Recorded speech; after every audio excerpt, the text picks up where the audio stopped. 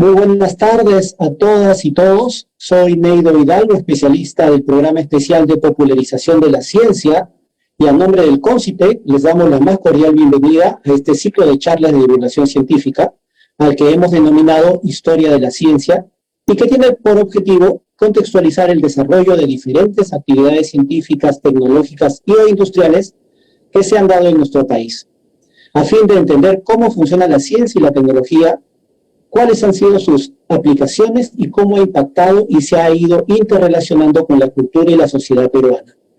Nos gustaría que este ciclo contribuya a despertar el interés de la comunidad en general por conocer nuestra historia a través de los acontecimientos ligados a la técnica, la ciencia y la tecnología, entregar a la comunidad un recurso educativo sobre la importancia de pensar el país a través de la ciencia, en un insumo para los que hacen divulgación científica y, por qué no, contribuir a despertar el interés de los propios historiadores e investigadores en general por la investigación histórica sobre la ciencia y la tecnología, componentes que han ido entramándose finamente en la historia de los países hasta convertirse en elementos formidables en la transformación del mundo. Hoy más que nunca, los estadistas del mundo prestan atención a la ciencia, lo que devendrá sin duda en un capítulo de la historia global donde ésta sea la principal protagonista. Por ello es necesario conocer y entender la historia, en este momento la historia de la ciencia. En ese sentido, en el caso del Perú, entender lo que la ciencia y la tecnología han hecho y pueden hacer por nuestro desarrollo. Quiero comentar que este ciclo no sería posible sin la valiosa colaboración de la Asociación Peruana de Historia de la Ciencia, la Tecnología y la Salud, y en especial agradecer a los doctores Marcos Cueto y Raúl Necochea, directivos de dicha asociación, por la coorganización de este evento. Justamente la Asociación Peruana de Historia de la Ciencia, la Tecnología y la Salud, fundada en junio de 2018, tiene como finalidad la investigación, la enseñanza y la divulgación de trabajos relacionados con la historia de la ciencia, la tecnología y la salud en el Perú, contribuyendo de esta forma a la preservación del patrimonio y las fuentes históricas relativas a la ciencia y la tecnología. A continuación, no nos queda sino iniciar esta primera charla presentando a nuestro expositor, el doctor Jorge Locio. Permítanme antes, por favor, compartir una diapositiva para conocer un poco más del doctor Jorge Locio, que también es parte de la Asociación Peruana de Historia de la Ciencia, la Tecnología y la Salud.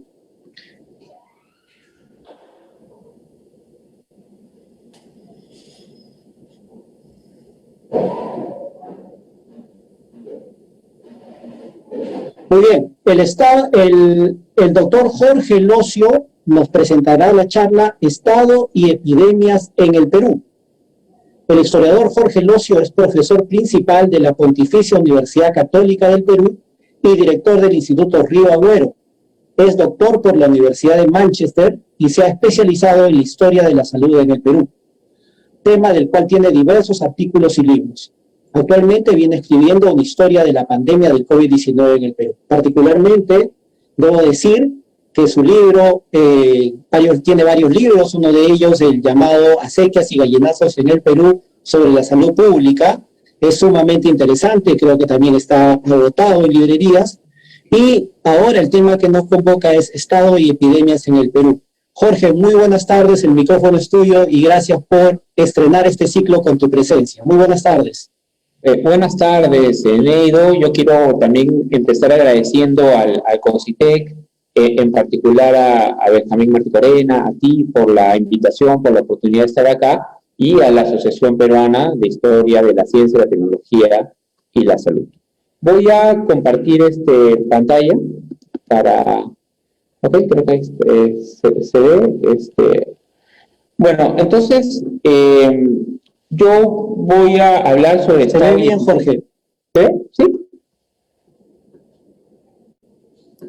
Sobre estado... Sí, se ve bien. Perfecto, gracias, Neido. Voy a hablar sobre estado y epidemias, un poco las respuestas estatales a las epidemias, pero me voy a concentrar sobre todo en el caso de la vacuna. ¿Por qué? Porque estamos a puertas, estamos iniciando lo que va a ser, lo que está haciendo una de las campañas de vacunación más grandes de la historia de la humanidad, ¿no? Probablemente la campaña de vacunación más grande que ha visto la humanidad, ¿no? Y como vamos a ver en la charla, esta no es, por supuesto, la primera pandemia ni la primera campaña de vacunación, pero creo que el enfoque histórico puede ser valioso para ver qué ha funcionado en experiencias pasadas y más bien dónde han estado nuestras limitaciones. Entonces, simplemente recalcar, para quienes estén escuchando, que el COVID no es pues, la primera pandemia que sufre la humanidad, ni mucho menos. Hemos tenido experiencias dramáticas, como lo que fue la peste negra en el siglo XIV, lo que fueron la llegada, por ejemplo, de la viruela a las Américas en el siglo XVI, ¿no? Toda la muerte que generó la viruela en el siglo XVI, XVII, que generó un colapso demográfico en las Américas. En el siglo XIX tuvimos, por ejemplo, epidemias de fiebre amarilla, de cólera, que impactaron en todo el mundo. El antecedente tal vez más parecido a lo que estamos viviendo en la actualidad es el caso de la influenza española, que se produjo en el contexto de la Primera Guerra Mundial, que mató a más de 50 millones de personas, y un poco las medidas que se tomaron en ese entonces son muy similares a las que se han tomado en el contexto de la COVID. Bueno, acercándonos al siglo XXI, está el caso del VIH-Sida, que es una pandemia que sigue vigente, que ha matado a decenas de millones de personas, el H1N1 también. Entonces, no es la primera pandemia que estamos sufriendo. Y las respuestas estatales han variado. Las respuestas han variado dependiendo de una serie de factores, pero un factor importante, determinante en cómo los estados han respondido a las epidemias ha sido el de las teorías médicas vigentes o las explicaciones que se daban a la salud y a la enfermedad. Entonces, si era una época en la cual las epidemias se explicaban a partir de visiones mágico-religiosas, las respuestas iban en ese orden. Durante la peste negra, por ejemplo, hubo muchas procesiones, mucha oración, ¿no? Mucha respuesta religiosa. En el caso más bien ya del siglo XVIII, por ejemplo, inicios del siglo XIX, están en vigencia las teorías miasmáticas que atribuían las epidemias a estos miasmas, estos efluvios que salían de basurales o aguas estancadas o cuerpos en descomposición, y a través del aire iban llevando las enfermedades, ¿no? Entonces ahí las respuestas iban por el lado de la higiene pública, secar pantanos, recoger basuras. Si las teorías médicas vigentes atribuían las epidemias al contagio de persona a persona, entonces las respuestas eran aislamiento de los enfermos, cuarentenas. Entonces las respuestas estatales han variado según las posibilidades de cada estado y según las teorías médicas que estuvieran vigentes. Esta es una representación de lo que era el miasma, ¿no? Por siglo XVII, siglo XVIII, siglo XIX incluso, casi todos los médicos atribuían las epidemias a los miasmas, ¿no? Estos efluvios venenosos. Entonces era a través del aire que se propagaban las epidemias, y entonces había que acabar con los focos infecciosos desde donde salían las enfermedades. Este es un afiche de la época de la influenza española, que es tal vez el antecedente más similar en cuanto a las respuestas, prohibición de actividades públicas, uso de mascarillas, cuarentenas, aislamiento de enfermos. Entonces, bueno, es un tema amplísimo, pero dado el contexto actual, yo me voy a centrar en el caso de la vacuna y las respuestas sociales a la vacuna. La vacuna ha sido una de las herramientas más importantes de la salud pública para confrontar enfermedades. Ha permitido salvar cientos de millones de vidas. La primera vacuna la encontramos o la desarrolló un médico británico, Edward Jenner, en 1796. Jenner está destacado en una zona rural británica y había un saber popular según el cual las lecheras o las personas que trabajaban con el ganado eran inmunes a la viruela. La viruela era una de las enfermedades más temidas, era una de las enfermedades que más mataba hasta el desarrollo de la vacuna. Jenner intuyó que esta inmunidad de las lecheras se debía a la exposición a la viruela bovina. Y lo que hizo fue inocular, o sea, extraer la viruela bovina del pus de una lechera, inocular a un niño de 8 años, el hijo de su jardinero, le inoculó la viruela bovina y luego lo expuso a la viruela y no ocurrió nada. Hizo el mismo experimento con otros niños y tampoco ocurrió nada. Entonces Jenner identificó que esta exposición a la viruela bovina daba inmunidad a la viruela. La corona británica apoyó este descubrimiento y empezó una campaña de vacunación en el Imperio Británico. Ahora, desde que existe la vacuna, existen los movimientos antivacunas. No todos aceptaron, no todos apoyaron, no todos aceptaron vacunarse, había distintos temores. Por ejemplo, es una caricatura de un movimiento antivacuna de inicios del siglo XIX, el movimiento antivacuna británico de inicios del siglo XIX, con esta idea de que las personas que se vacunaban desarrollaban órganos animales, ¿no? Esta idea que se perdía la esencia de la humanidad al vacunarse. Algo que puede parecer absurdo en una cultura más científica como la actual, pero hasta ahora uno a veces escucha gente que piensa que la vacuna altera tu ADN, ¿no? Entonces, esta idea que se pierde la esencia humana al vacunarse es una idea antigua, pero que en algunas personas sigue vigente. El Imperio Español, el rey Carlos IV, que había sufrido de viruela, determinó que el beneficio de la vacuna debía llegar también a todo su imperio, incluyendo las Américas, el virreinato peruano. Estamos hablando del inicio del siglo XIX, el Perú todavía es parte del Imperio Español.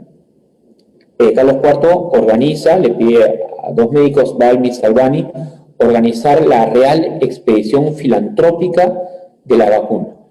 Una empresa enorme, una de las empresas de salud más grandes de la historia, con la idea de llevar la vacuna desde España a todo el Imperio Español, o sea, las Américas, Filipinas, en una época en donde no existían las técnicas de refrigeración que existen en la actualidad, en donde no existía la infraestructura de caminos o aeropuertos o carreteras que existe en la actualidad.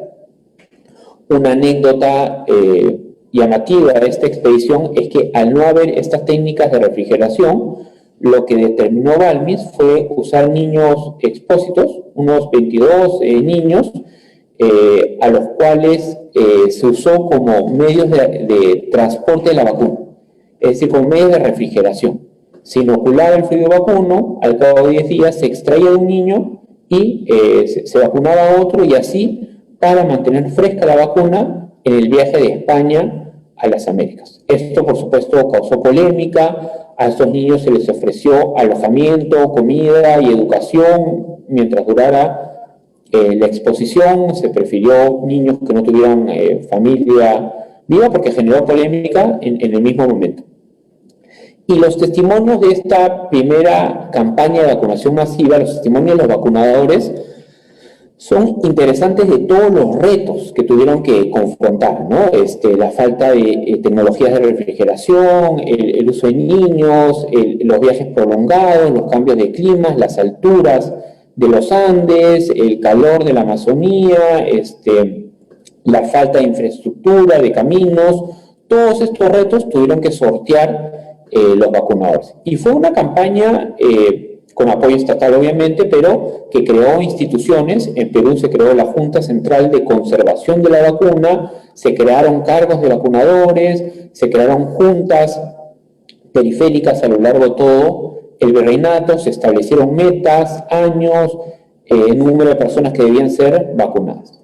La expedición terminó en 1810, la persona encargada de la vacunación en el Perú, José Salvani, falleció en plena vacunación, ¿no? Falleció en Bolivia, todos estos viajes, cambio de clima, lo afectaron.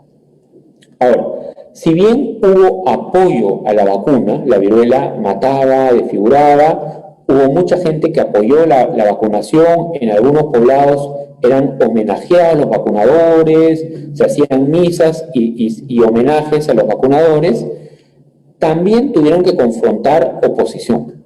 Es decir, el temor a la vacuna existió desde el inicio, desde la primera vacuna, que es la vacuna antivariólica de Yemen. ¿Por qué había gente que no quería vacunarse? Distintas razones. Circuló el rumor que si te vacunabas contraías la sífilis, circuló también el rumor que en realidad estas campañas de vacunación y de sacar a todo el poblado eran una excusa para censar y cobrar tributos. Y luego también había un problema de fondo, no del todo resuelto en el Perú, y es que no todos aceptaban las explicaciones de la medicina científica. Es decir, el Perú era y es un país multicultural donde existen distintas cosmovisiones, ¿no?, sobre la salud y la enfermedad. Entonces no todos aceptaban la explicación de la vacuna o por qué iba a funcionar la vacuna. Bueno, esta primera campaña de vacunación tuvo éxitos, o sea, es decir, se trajo el fluido vacuno, se empezaron las vacunaciones, decenas de miles de personas vacunadas, y además contribuyó a institucionalizar la salud pública en el Perú. ¿Por qué? Porque hasta el siglo XIX, digamos, hasta fines del siglo XIX, inicio del siglo XX, la salud no era considerada un deber del Estado, ¿no? Y eran sobre todo las municipalidades o las órdenes religiosas las que se ocupaban de la salud pública o las sociedades de beneficencia, por ejemplo, cuando había una epidemia. La institucionalización de las campañas de vacunación, la creación de instituciones cargos, contribuyó a institucionalizar la salud. Un segundo hito importante se dio en 1896, cuando en el gobierno de Nicolás de Piérola se hizo obligatoria y forzosa la vacuna. Hubo, por supuesto, debate, no todos estuvieron contentos con esta decisión, se estimaba que iba a haber oposición, pero los argumentos para hacer obligatoria la vacuna fueron varios. Uno es que la salud colectiva estaba por encima de los derechos individuales. Y si tú no hacías una vacunación masiva, realmente no lograbas controlar la incidencia de las enfermedades. Otra, algunos médicos decían, si en todo el mundo están vacunando y de forma obligatoria y el Perú no, nos vamos a quedar un poco rezagados o vamos a ser la causa de reinfección de enfermedades en otros países. Y además ya empieza a haber un Estado mucho más presente en salud. Se empiezan a crear más instituciones. Habíamos pasado, por ejemplo, el episodio de la guerra con Chile, que había sido como una humillación para el país, y una de las reflexiones, una de las conclusiones a las que se llegó es que el Perú tenía que invertir más en ciencia, tenía que invertir más en tecnología, tenía que invertir más en salud pública. Entonces, fines del XIX, primeras décadas del siglo XX, aparecen una serie de instituciones vinculadas a la salud y la vacunación, ¿no? Instituto Nacional de Vacuna, encargado de mantener el fluido vacuno, de difundir la vacuna, producir vacunas. Eventualmente en 1903, como consecuencia de una epidemia de peste bubónica, se crea la Dirección de Salubridad Pública, que es como la primera agencia nacional de salud.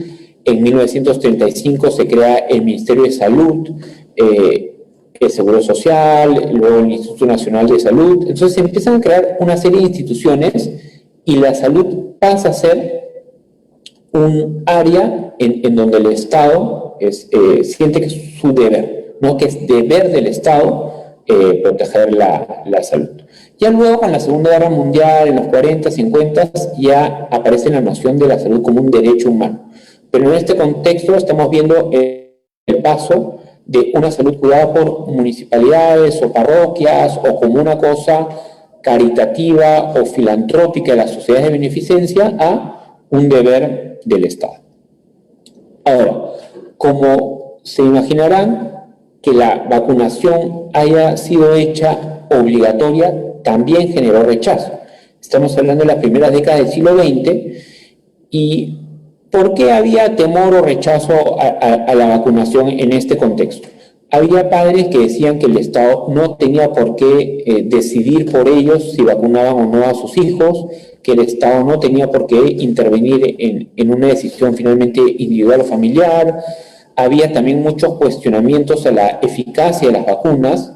Bueno, es una época en que a veces a los lugares más remotos, es cierto, la vacuna llegaba en mal estado, es cierto que había casos de personas que se vacunaban e igual se contagiaban de alguna enfermedad, entonces, porque todavía no había pues un sistema tan eficiente que llegara a todo el país. Entonces había cuestionamientos a la eficacia de la vacuna. Había también este rumor que éramos como experimentos, ¿no? O que se estaba usando a los niños como conejillos de indias, que se estaba experimentando las vacunas con los niños, y se mantenía la realidad de un país diverso, con distintas cosmovisiones e ideas de lo que es la salud y la enfermedad. Bueno, esta oposición se buscó frenar o confrontar con, por ejemplo, campañas de información, ¿no? Afiches, el uso de la radio, ir de puerta en puerta explicando las ventajas de la vacuna. Una cosa importante que funcionó en el siglo XX fue ganar el apoyo de la sociedad civil, es decir, no hacer las campañas tan verticales, tan autoritarias. Es decir, había ese componente también, pero se buscó involucrar a escolares, maestros, párrocos, universitarios, es decir, que la misma sociedad hiciera suya la campaña, ¿no? Los días de vacunación, las jornadas de vacunación, o sea, motivar a la población para que se vacune y que hiciera suya la campaña. En algunas instancias, o hubo al menos algunos ejemplos de procurar tomar en cuenta esa diversidad en la forma de entender salud y enfermedad en el Perú. Esta es una imagen, por ejemplo, la que está en el PPT, del grupo de Manuel Núñez Butrón, que ha sido estudiado por Marcos Cueto, ¿no? De este movimiento de los Richari, de un grupo que promovió higiene y promovió vacunación en el sur andino, sin el histórico desdén que a veces venía del Estado hacia formas no científicas de entender la enfermedad. Entonces, este fue un movimiento que promovió algunas herramientas de la ciencia occidental, como las vacunas, sin entrar en esta lógica de, bueno, todos tus saberes andinos no sirven en realidad, hay que adoptar solo conocimiento científico, sino más bien era dialogar. Este conocimiento tuyo de las plantas es valioso, pero la vacuna también es valiosa. Hacer campaña en quechua o en aymara, que es algo que ahora el Estado también está haciendo, no solo en castellano. Entonces, hubo estas iniciativas para confrontar estos rumores o mitos, ¿no? Insistir que la vacuna no transmitía la sífilis. Entonces, se hicieron estas campañas de información también para confrontar los temores a la vacuna. Bueno, en la segunda mitad del siglo XX también hubo otros cambios, hubo otros hitos. Un cambio interesante fue la idea que a partir de campañas de vacunación masiva ya no solo era posible controlar enfermedades, sino también era posible erradicar enfermedades. De hecho, en el caso, por ejemplo, ¿no?, de la viruela, ya en los 30 era una enfermedad que estaba controlada, sobre todo en zonas urbanas, gracias a las vacunaciones masivas. En los 40 hubo rebrotes de la epidemia, porque en zonas rurales la vacunación no había llegado con tanta fuerza, y en los 50 ya se planteó erradicar la enfermedad, que era posible con una campaña masiva acabar con la enfermedad. En el 57 se acabó con la viruela en el Perú, en el 80 ya fue la erradicación global, que fue la primera enfermedad de estas más temidas de la historia que se logró erradicar a nivel global gracias a una campaña de vacunación masiva auspiciada por la Unión Soviética, apoyada también un poco por Estados Unidos. En la segunda mitad del siglo XX, también en parte contexto después, post Segunda Guerra Mundial, que hay mucha inversión en ciencia y tecnología, se desarrollan vacunas más baratas, vacunas más eficientes. Por ejemplo, la vacuna Sabin contra la polio, que además era oral, entonces era muy fácil de administrar, no necesitabas tanta capacitación para administrar una vacuna oral, ni había tanto temor a una vacuna oral. Otro hito importante es cuando se crea el programa ampliado de inmunizaciones en los 70s, ¿no? Con esta idea, esta lógica que había, o sea, mucha gente en las Américas y en el Perú morían de enfermedades prevenibles, o sea, enfermedades para las cuales ya había vacuna. Entonces se creó este programa y ahí las enfermeras tuvieron un rol central, ¿no? Las enfermeras del programa ampliado tuvieron un rol central en promover estas vacunaciones masivas. En el 91 se erradicó la polio, que era también una enfermedad muy temida, sobre todo porque afectaba a los niños, este efecto de la parálisis, y con campaña de vacunación masiva se logró erradicar la polio en el Perú. Y además, fíjense el año, ¿no? 91. Un contexto de crisis política, crisis económica, los vacunadores, las enfermeras se tuvieron que meter a zonas donde estaba Sendero, el MRTA, el narcotráfico, es decir, un contexto dificilísimo, crisis económica. De hecho, fue la sociedad civil, los rotarios tuvieron un rol importante en conseguir los fondos para garantizar la vacunación. Recibimos el apoyo técnico de organizaciones como la Organización Panamericana de la Salud, apoyo masivo de la sociedad. Entonces, hemos logrado erradicar enfermedades y llevar adelante campañas de vacunación masivas en contextos mucho más difíciles que el actual. Bueno, un afiche de cuando se erradica la viruela del mundo, un hito en la historia de la salud, una foto, ¿no?, de Uriel García con enfermeras.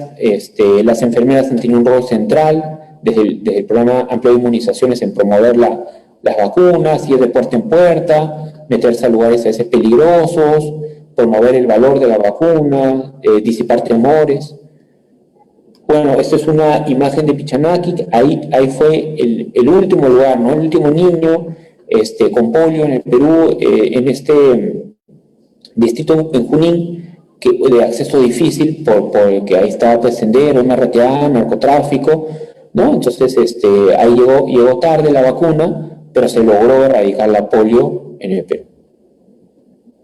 Bueno, y llegamos al siglo XXI y uno podría pensar que ya en el siglo XXI, con una experiencia de vacunación y de campañas de vacunación masivas, históricas, con mucho más promoción científica o una hegemonía mayor de la ciencia frente a otros saberes, ya no tendríamos que estar pensando o hablando de movimientos antivacuna, pero no ha sido el caso. Siguen existiendo movimientos antivacuna, son otros temores y otras características, algunos similares, otros sí se ven cambios, pero por ejemplo, un problema que está ocurriendo en el siglo XXI es la cantidad de información a la que tiene acceso la población en todo el mundo, pero es una información que a veces no tiene validez científica. O sea, uno accede a mucha información, pero a veces es muy difícil distinguir qué información es valiosa y cuál es fake news, cuál es falso. Entonces ahí hay un trabajo para el Estado complicado. En las redes sociales circulan muchas teorías conspirativas, hay mucha desconfianza, por ejemplo, en las farmacéuticas. Hay la lógica que las farmacéuticas se quieren enriquecer siempre, entonces generan temores y te venden la solución, ¿no? Ha habido en el siglo XXI también un auge de fundamentalismos religiosos y en distintas iglesias cristianas, musulmanes, en algunos grupos más radicales ha habido oposición y rechazo a la vacuna, ¿no? Por ejemplo, en Nigeria hubo a inicio del siglo XXI campañas de grupos religiosos musulmanes contra la vacunación contra la polio, y eso retrasó la erradicación de la polio en Nigeria, y así en distintas, o evangelistas en Brasil, en distintos movimientos. Y hay estas ideas también de que altera, o sea, hasta ahora, ¿no? Circulan estas ideas que altera tu ADN o que transmite el HIV, o esa idea que luego se probó falsa, que las vacunas están vinculadas con el autismo, se escuchó, ¿no? Eso que la vacuna en verdad era Bill Gates que quería inyectar un chip, que es absurdo por todos lados, pero no creo que te tienen que inyectar ningún chip porque ahora toda la información de nosotros ya está en las redes, ¿no? No es necesario, además el teléfono está con nosotros 24 horas, entonces no es necesario inyectar ningún chip. Entonces termino con algunas reflexiones para pasar a conversación, a preguntas. Una es que definitivamente la vacuna ha sido una herramienta central en la salud pública, ha permitido salvar millones de vidas, hay que promover la vacunación contra la COVID, pero esto no nos debe llevar a olvidar los problemas estructurales, ¿no? Es decir, la vacuna nos ayudará a salir de la crisis que ha generado por la COVID, pero no nos debe llevar a olvidar todos estos problemas de precariedad en la vivienda, precariedad en la educación, precariedad en el transporte público, inequidad, todo esto que también ha hecho que, por ejemplo, en el Perú se agrave el número de muertes y demás. Históricamente, las campañas que han funcionado mejor es cuando el Estado ha logrado ganar el apoyo de la sociedad civil.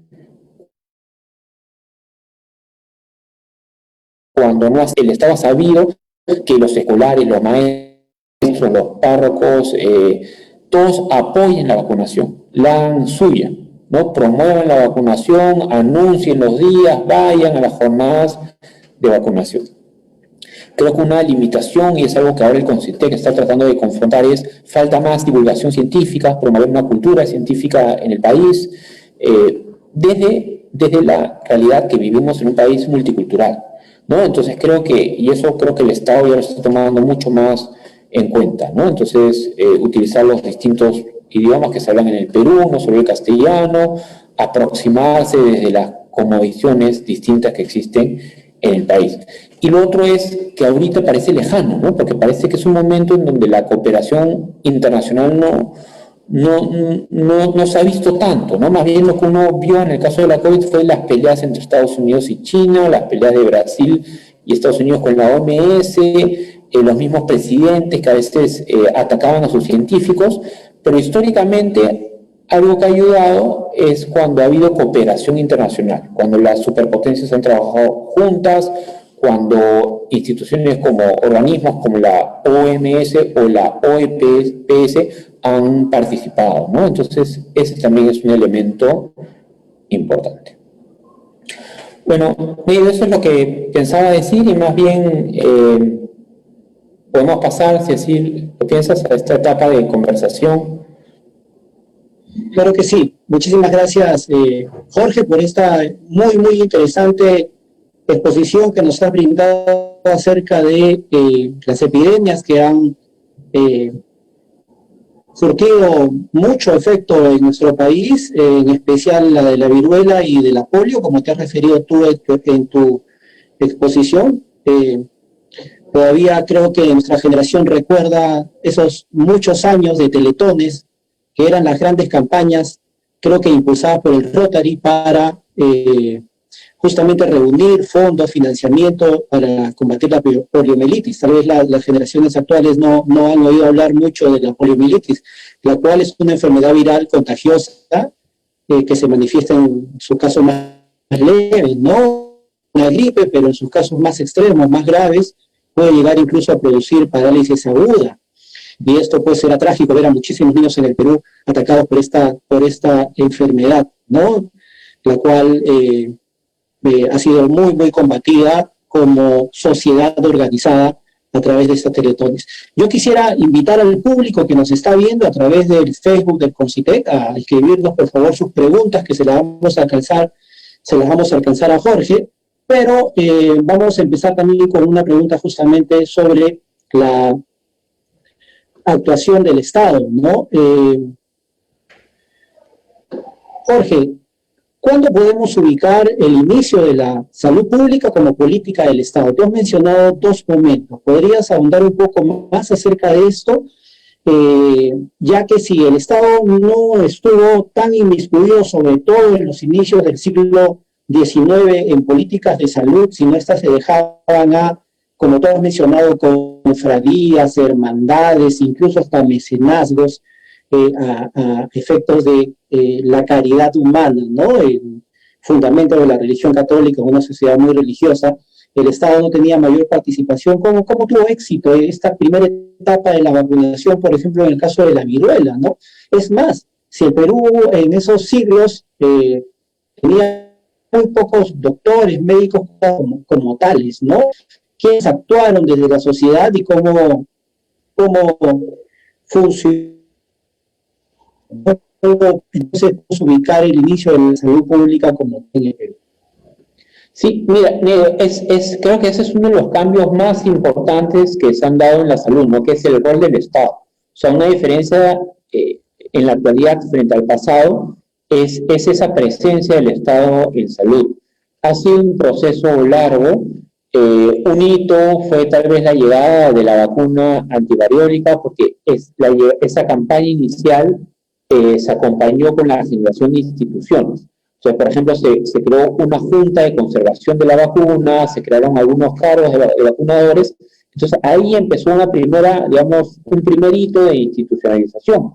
Pero como tú bien dices, había otros actores involucrados hasta el siglo XX, ¿no? O sea, hasta ahora, pero con más fuerza hasta el siglo XX. Entonces, por ejemplo, en el siglo XIX, los párrocos. Los párrocos tuvieron un rol central, algunas órdenes religiosas eran las que administraban hospitales. El hito tal vez más importante se da, yo diría que es este contexto de primeras décadas del siglo XX. ¿Por qué? Se dan una serie de situaciones. Primero, hay algunas epidemias, como una epidemia de peste bubónica que ataca las ciudades de la costa peruana. Se crea la Dirección de Salubridad Pública, que es como esta primera institución estatal. Luego tenemos a nivel Perú y a nivel global dos sucesos, dos situaciones que empujan a que el Estado se involucre mucho más en la salud. Uno es la influenza española, ¿no? En 1918, 1920 hubo esta gran pandemia global de influenza española que se estima mató a más de 50 millones de personas, con respuestas más o menos parecidas a lo que estamos viviendo ahora. Esta pandemia, con todo ese impacto, generó esta idea de que el Estado tenía que participar más en salud.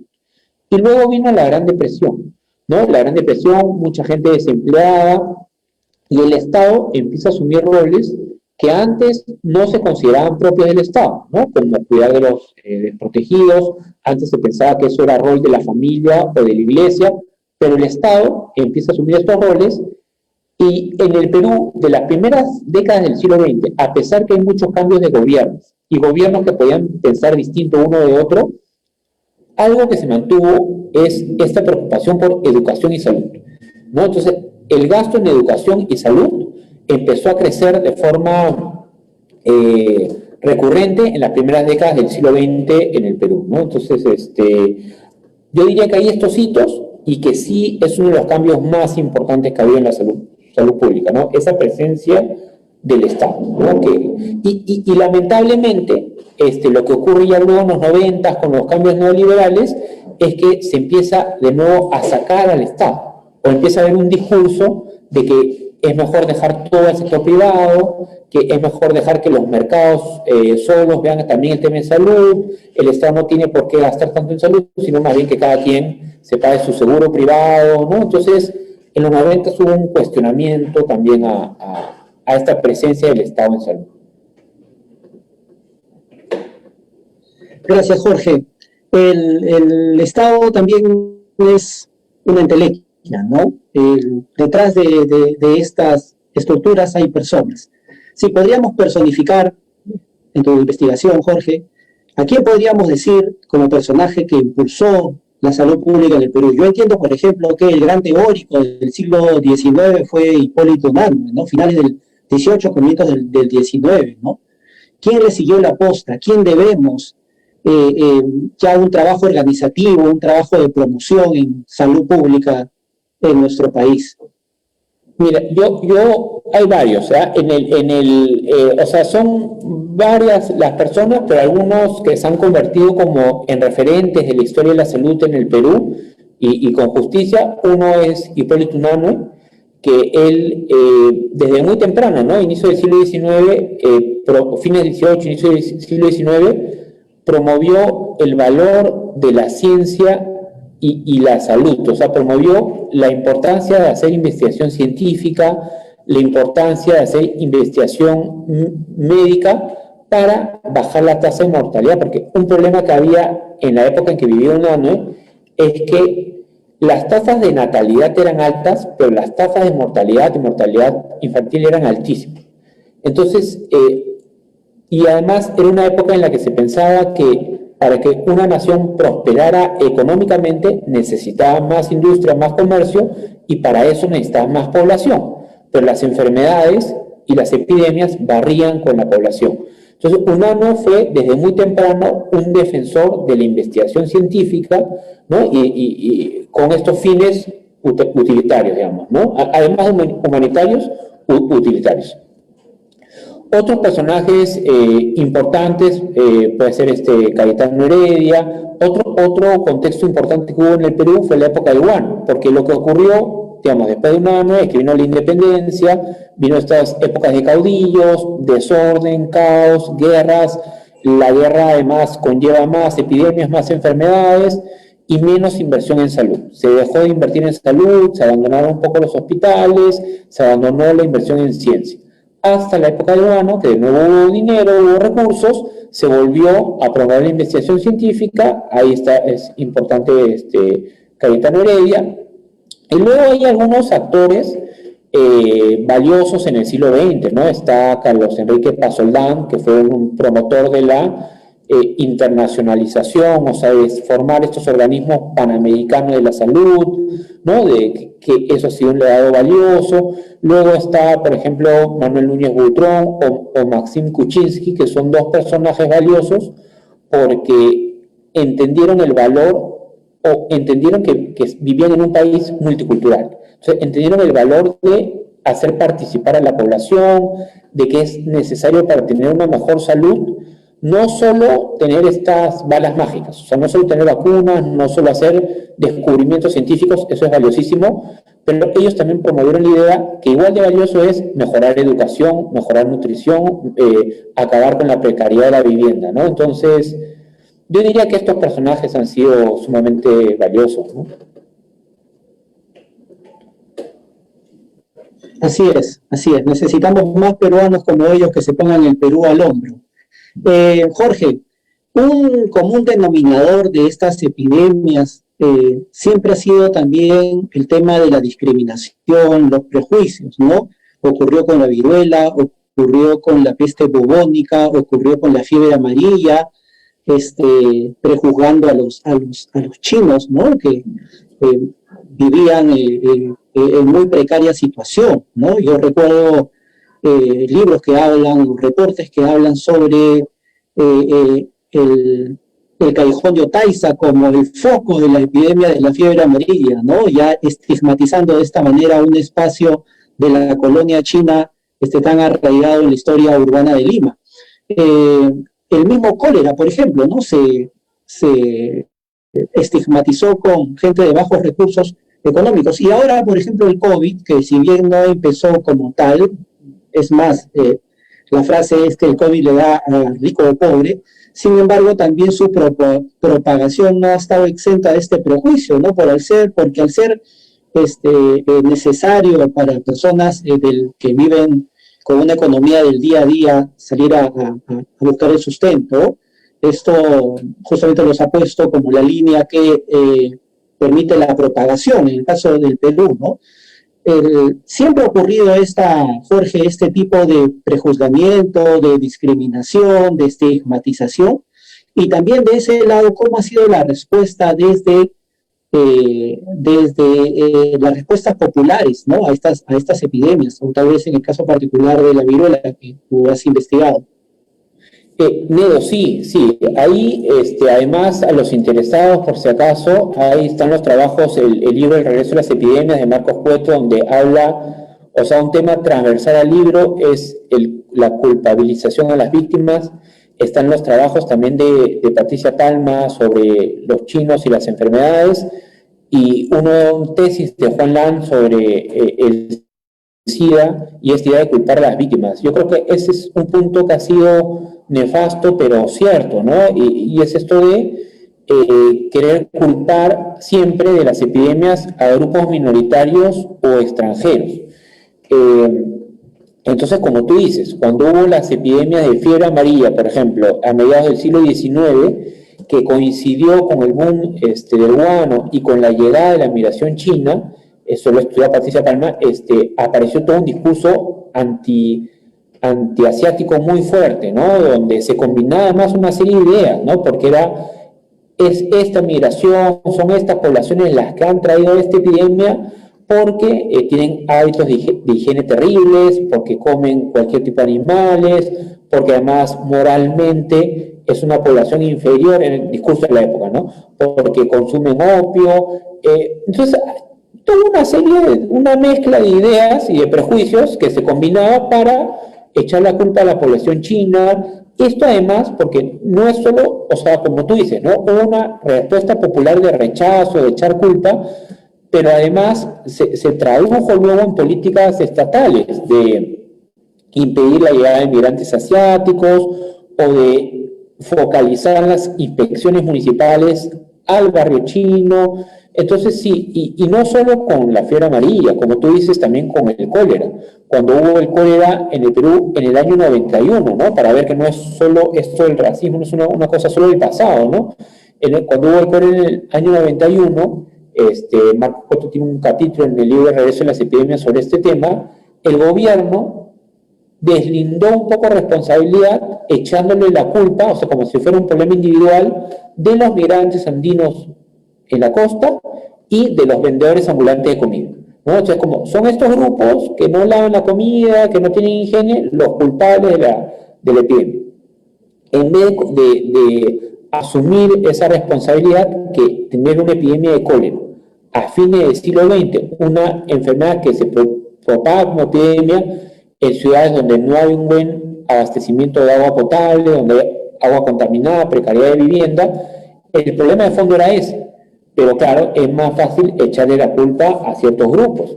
Y, por ejemplo, otro ejemplo es el caso del SIDA, ¿no? Que al comienzo se echó la culpa a la comunidad LGTB, ¿no? De ser los responsables de la enfermedad, y eso hizo perder tiempo y causó muertes también, ¿no? Porque ese prejuicio impidió advertir que era un problema que podía ocurrirle a cualquiera, ¿no? Pero desde el gobierno, a veces de la prensa también, muchos discursos de echarle la culpa a las víctimas, ¿no? Que normalmente han sido grupos minoritarios o grupos extranjeros. Y perdón, Neido, una cosita más. Eso que dices de ricos y pobres y el COVID, creo que tienes razón en un inicio. O sea, en un inicio, cuando aparecen estos virus nuevos, esas enfermedades nuevas, a ricos y pobres por igual, pero luego la capacidad de respuesta, o sea, la posibilidad de aislarte, de hacer trabajo desde casa, de no tener que salir, ahí sí el tema de clase pesa, ¿no? O sea, ahí ya no es tanto a ricos y pobres por igual, ¿no? Ahí cambia un poco la ecuación. Así es, Jorge. A nuestro público que nos sigue a través del Facebook, estamos teniendo algunas dificultades técnicas, seguramente la señal de la cobertura del Internet. Le pedimos las disculpas del caso. Yo he apagado la cámara justamente para no interferir un poco con esta calidad de señal, pero seguimos haciendo las preguntas y continuamos con nuestro expositor, el doctor Jorge Locio, profesor principal de la Pontificia Universidad Católica del Perú, director del reconocido Instituto Río Agüero de la Pontificia Universidad Católica del Perú y además miembro fundador de la Asociación Peruana de Historia de la Ciencia, la Tecnología y la Salud.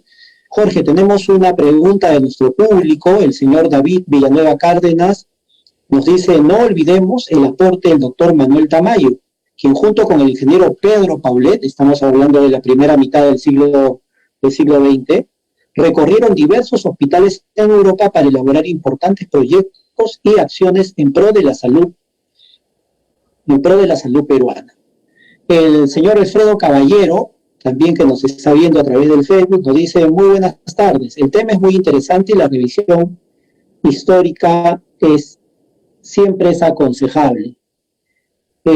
Acá hay una pregunta de Jando Rivas Plata. ¿Las pandemias han servido para mejorar las deficiencias en el sector salud? Sin embargo, ¿por qué cuando no sucede nada o no aparecen nuevas enfermedades no se ha invertido o mejorado la institución salud en el Perú? ¿Y cómo podemos cambiar eso? Pero, Nedo, excelente, ¿no? Sí, lo de Manuel Tamayo, es que hay mucha gente, ¿no? Yo dije algunos nombres, pero se me están yendo pues por montones, ¿no? Eso también, ¿no? Pero sí, y en ese contexto de Tamayo también era toda una época en que se veía mucho a Europa, ¿no? Europa, él estudió la verruga peruana, entonces había pues toda esta admiración por las escuelas, la parisina, la de Berlín, Londres, ¿no? Eran como los centros a los cuales se miraba, ¿no? Hoy tal vez se ve un poco más Estados Unidos, en el futuro quién sabe sea China, el modelo a seguir, pero bueno, es cierto, ¿no? Sobre esta relación entre pandemias y cambios en salud es muy importante, ¿eh? Yo creo que ahí tiene toda la razón el participante, que las pandemias han servido como agentes de cambio histórico, de cambio institucional, social, ¿no? Yo pienso, por ejemplo, la primera Agencia Nacional de Salud en el Perú se crea como respuesta a la epidemia de peste bubónica. Muchas de las mejoras urbanas de Lima, como tapar las acequias, crear un sistema ordenado de recojo de basuras, se creó como respuesta a la gran epidemia de fiebre amarilla de 1868. Fue a partir del SIDA que se empezó a dar más importancia a todo lo que era educación sexual, y fue a partir de la influencia española en 1918, 1919, que a nivel global, digamos, los estados empiezan a intervenir más decididamente en salud. Entonces creo que tiene razón que un problema que tenemos es esto de reaccionar frente a la crisis, ¿no? Pero lo que tendría que ocurrir, como bien dice, es hacer políticas más de prevención y de reformas estructurales, ¿no? No solo ampararnos, por ejemplo, en que ya se desarrolló la vacuna, llega la vacuna y hacemos la campaña de vacunación, que es esencial, pero no quedarnos en eso. O sea, lo que puede pasar es que se haga la campaña de vacunación y luego ya nos olvidemos del problema de salud. Lo que debería ocurrir idealmente es que se haga la campaña de vacunación, pero a la par veamos por qué nos fue tan mal, es decir, veamos el problema del transporte público, veamos el tema del empleo informal, veamos el tema del hacinamiento en las viviendas, del acceso a agua potable. Entonces, no debemos esperar que venga la crisis para preocuparnos, porque ahí siempre vamos a estar tarde, y tampoco debemos ampararnos exclusivamente en estas balas mágicas, sino que tenemos que procurar confrontar estos problemas de fondo.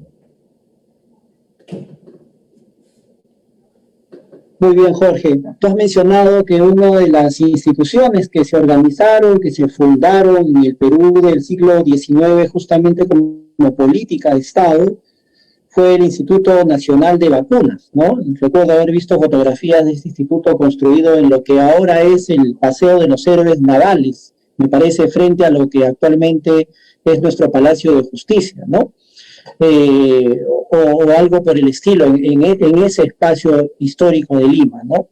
¿Cuál fue el devenir de esta institución? No tanto físicamente, Jorge, sino en política de que el Perú fabrique vacunas, de que el Perú haga estudios epidemiológicos, en que el Perú tenga un paso adelante en este sentido. ¿Tienes tú alguna información?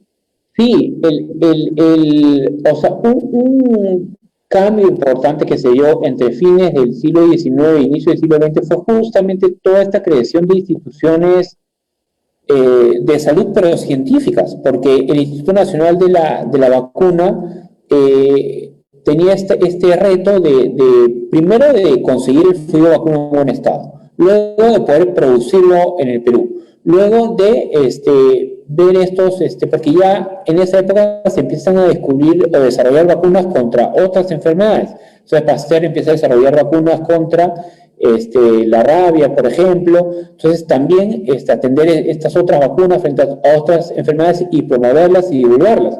El Perú llegó a producir vacuna contra la viruela valiosa. A lo largo del siglo XX se produjeron una serie de cambios en cómo se producía, cómo se mantenía la vacuna frente a lo que hizo Jenner, pero ahí tuvo un rol central el Instituto Nacional de la Vacuna. Y eso no se ha perdido del todo, ¿no? O sea, lo que pasa es que ahora con el caso de la COVID sí se ve, sí se refleja esa dependencia que tenemos a estos centros grandes, ¿no? A estos laboratorios extranjeros que son los que están produciendo la vacuna. Hubo algunos esfuerzos, algunos intentos tibios de desarrollar una vacuna en el Perú, pero sí ha habido un esfuerzo a lo largo del siglo XX desde instituciones como el Instituto Nacional de Vacuna de hacernos menos dependientes, de producir nosotros nuestras propias vacunas, mejorar todo lo que era la cadena en frío. Entonces, yo te diría que no es que han desaparecido del todo, pero el caso de la COVID sí nos ha mostrado que todavía estamos muy lejos, ¿no? Muy lejos en cuanto a lo que es la industria médica, tecnologías en salud, muy lejos de estos grandes centros, ¿no? En algunas cosas podría invertir el Perú, ¿no? Es decir, no pensar ahorita al menos, en que vamos a desarrollar laboratorios a nivel de lo que se ha hecho en Inglaterra o en Alemania, pero en algunas áreas sí podríamos invertir mucho más en tener una industria médica, tecnologías médicas, y hacernos menos dependientes, porque hemos visto cómo en estas épocas de pandemia todos estos recursos valiosos para combatir la pandemia empiezan a escasear. Entonces, cumplió un rol importante en el siglo XX, ¿no? Está ahora el Instituto Nacional de Salud, que sigue cumpliendo un rol esencial, pero sí nos falta muchísimo todo lo que es producción de tecnologías médicas, vacunas. Estamos muy alejados de los grandes centros, ¿no? Entonces, te diría que el Instituto Nacional de Salud sigue cumpliendo un rol esencial, pero sí deberíamos invertir mucho más en ciencia y tecnología médica para hacernos menos dependientes de los grandes laboratorios internacionales. Me queda una última pregunta, Jorge, y es justamente relacionada a respuestas desde la sociedad civil. A partir de esta pandemia, de estas pandemias de inicios del siglo XX, ¿hubo algún impulso organizado desde la sociedad civil organizada para incluir la ciencia en las políticas de Estado? Mira, de lo que yo he visto, el principal impulso ha venido sobre todo de las academias, o sea, sociedad civil, pero a través de academias científicas. Entonces, por ejemplo, la Sociedad Médica de Lima a mediados del siglo XIX, o las academias de distintas especialidades de ciencias, o lo que era, por ejemplo, la Sociedad Geográfica de Lima, inicio del siglo XX. Entonces, sí, porque es sociedad civil, sociedad civil, pero científicos organizados en academias, yo diría que son los que más han presionado por que el Estado desarrolle políticas científicas, ¿no? O que incluya la ciencia como una de sus prioridades. Yo te diría que el Perú, aunque la cultura científica está creciendo, siempre ha sido un país con muchas tradiciones distintas, que en algunos casos han chocado a veces con las explicaciones científicas. Entonces hay mucho trabajo por hacer para promover, extender la cultura científica. Pero el ejemplo que se me ocurre desde la sociedad civil son la Sociedad Médica de Lima, la Sociedad Geográfica, las academias nacionales de ciencia, que han estado presionando, ¿no? La labor que hace CONCITEC ahora. Tal vez en la actualidad pensaría en las universidades que reclaman al Estado más inversión en ciencia y tecnología. Muy bien, Jorge. No nos queda más sino agradecer tu participación en esta primera charla del ciclo de Historia de la Ciencia. Ha sido una magnífica charla referida a las respuestas desde el Estado a las epidemias a lo largo de nuestra historia. que ha estado a cargo del doctor Jorge Locio. Sí, pues, como bien manifiesta él, todavía nos queda mucha tarea pendiente. Considero yo que tenemos el capital humano en lo que hay para responder de esta manera. Yo recuerdo siempre, Jorge, una magnífica carta del físico Bullón cuando presentaba a Santiago Antúnez de Mayolo. Recuerden que Santiago Antúnez de Mayolo estudió en Francia, en Grenoble, así que le escribió una linda carta donde decía: el doctor Santiago Antúnez de Mayolo es uno de esos preclaros hombres que son útiles para las naciones en formación, ¿no? Donde todavía hay mucho por hacer. Y el Perú, en estos nuevos 100 años que han transcurrido, todavía queda por delante mucho por hacer. Y podemos seguir haciéndolo, primero visibilizando estas brechas que tenemos, y también, ¿por qué no?, desde la historia, aprender de los errores o de las carencias para acometerlas. Por eso estamos muy contentos de haber contado con el doctor Jorge Locio en esta primera charla. Jorge, unas últimas palabras de despedida, por favor. Bueno, agradecer al CONCITEC, a la Asociación Peruana de Historia de la Ciencia, Tecnología y la Salud. Me parece que este trabajo de divulgación científica es esencial. Puede parecer extraño decir eso, pero creo que es más esencial ahora que antes. Vivimos una infodemia, vivimos con muchas teorías conspirativas, muchos temores a la ciencia, pero yo creo que esta labor que está haciendo CONCITEC y la asociación es esencial, ¿no? Para disipar, por ejemplo, en este caso específico, temores frente a la vacuna, ¿no? Como ejemplo puntual. Gracias, Jorge. Y a nuestro público que nos ha seguido a través del Facebook del CONCITEC, recordarles que el ciclo continúa el próximo miércoles 3 de marzo, donde contaremos con la participación de Edilberto Guamaní, quien nos va a presentar la charla Historia de la Telefonía en el Perú. Entonces, por favor, están gentilmente invitados para vernos el próximo también 3 de marzo. Muchísimas gracias a todos, nos desconectamos. Esto ha sido el ciclo Historia de la Ciencia. Gracias.